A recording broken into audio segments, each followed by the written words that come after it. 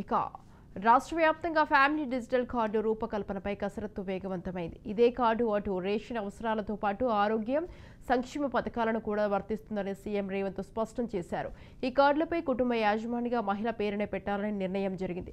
ప్రతి అసెంబ్లీ నియోజకవర్గంలోని ఒక పట్టణ, మరో గ్రామీణ ప్రాంతాన్ని ఎంపిక చేసుకుని పైలట్ ప్రాజెక్టుగా అక్టోబర్ 3 నుంచి కుటుంబాలను నిర్ధారించడానికి ఇంటింటికి సర్వే చేసి వివరాలను సేకరించాలని స్పష్టం చేశారు. పూర్తిగా గ్రామీణ స్వభావంతో కూడిన నియోజకవర్గాల్లో 2 గ్రామాలను ఎంపిక చేయాలని సూచించింది.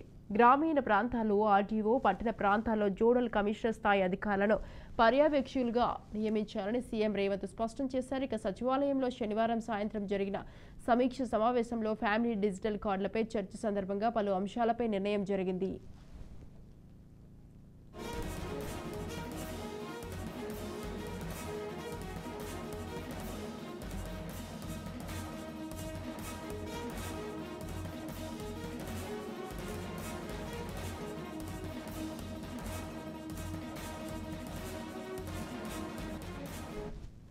ఫ్యామిలీ డిజిటల్ కార్డులో మహిళనే ఇంటి యాజమానిగా గుర్తిస్తున్నందున ఇతర కుటుంబ సభ్యుల పేర్లు, వారి వివరాలు కార్డులో వెనుక భాగంలో ఉండాలని ముఖ్యమంత్రికి సూచించారు. ఇప్పటికే ఫ్యామిలీ డిజిటల్ కార్డు విధానం రాజస్థాన్, హర్యానా, కర్ణాటక, మహారాష్ట్రలో అమలవుతున్నందున ఈ నెల 25, 27 తేదీల మధ్య అధికారులు చేసిన అధ్యయనం వివరాలను ఈ సమావేశంలో పవర్ పాయింట్ ప్రజెంటేషన్ ద్వారా సీఎం మంత్రులకు వివరించారు.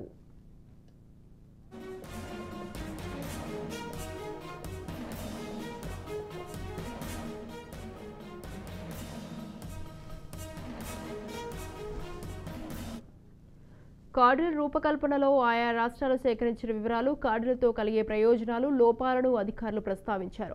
వీటిని పరిగణలోకి తీసుకున్న సీఎం రేవంత్ తెలంగాణలో తీసుకురానున్న ఫ్యామిలీ డిజిటల్ కార్డుల రూపకల్పనపై అధికారులకు పలు ఆదేశాలు, సూచనలు ఇచ్చారు. Ration card, Rajiv Aarogyasri, IT, వ్యవసాయం, ఇతర సంక్షేమ పథకాల్లోని డేటా ఆధారంగా కుటుంబాల నిర్ధారణ చేయాలని సీఎం సూచించారు. ఇతర రాష్ట్రాల కార్డుల రూపకల్పన, జారీలో ఉన్న మేలైన అంశాలను స్వీకరించాలని, లోపాలను పక్కన పెట్టాలన్నారు.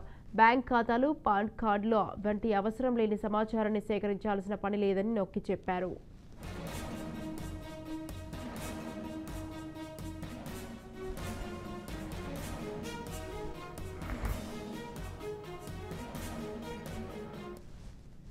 ఫ్యామిలీ డిజిటల్ కార్డుల కోసం సేకరించాల్సిన సమాచారం, ఆ కార్డుల్లో పొందుపరచాల్సిన వివరాలు, అప్డేట్కు సంబంధించిన అంశాలను నివేదిక రూపంలో నేటి సాయంత్రంలోగా మంత్రులు ఉత్తమ్ కుమార్ రెడ్డి, పొంగులేటి శ్రీనివాస్ రెడ్డి, దామోదర రాజనరసింహలతో కూడిన మంత్రివర్గ ఉపసంఘానికి అందజేయాలని అధికారులను సీఎం ఈ సమావేశంలో ఆదేశించారు. మంత్రివర్గ ఉపసంఘం సూచనల మేరకు అందులో జత చేయాల్సిన, తొలగించాల్సిన అంశాలపై సమగ్ర జాబితా రూపొందించాలని సూచించారు.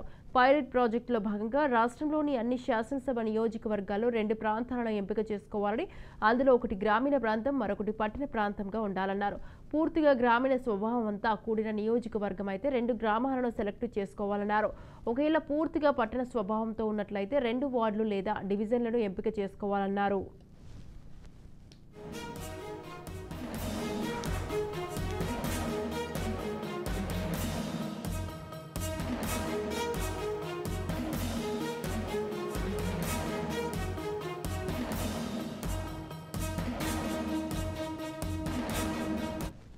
ఇక కుటుంబాల నిర్ధారణ, ఫ్యామిలీ డిజిటల్ కార్డుల వివరాలకు సంబంధించి అందుబాటులో ఉన్న డేటా ఆధారంగా అక్టోబర్ 3వ తేదీ నుంచి పైలట్ ప్రాజెక్టుగా ఎంపిక చేసిన ప్రాంతాల్లో క్షేత్రస్థాయి పరిశీలన చేయించాలన్నారు. పైలట్ ప్రాజెక్టును పకడ్బందీగా చేపట్టాలని, ఇందుకు గ్రామీణ ప్రాంతాల్లో ప్రతి నియోజకవర్గాన్ని ఆర్డీఓ స్థాయి అధికారిని, పట్టణ, నగర ప్రాంతాల్లో జోనల్ కమిషనర్ స్థాయి అధికారిని పర్యవేక్షణకు నియమించాలని సూచించారు. ప్రతి ఉమ్మడి జిల్లాకు ఇటీవల వరదల సమయంలో వేసిన సీనియర్ అధికారులను పర్యవేక్షకులుగా నియమించాల్సిందిగా ప్రభుత్వ ప్రధాన కార్యదర్శి ముఖ్యమంత్రి ఆదేశించారు. క్షేత్రస్థాయి పరిశీలన సమగ్రంగా, ఖచ్చితత్వంతో చేపట్టాలని, ఎటువంటి లోపాలకు తావు లేకుండా చూడాలని నొక్కి చెప్పారు.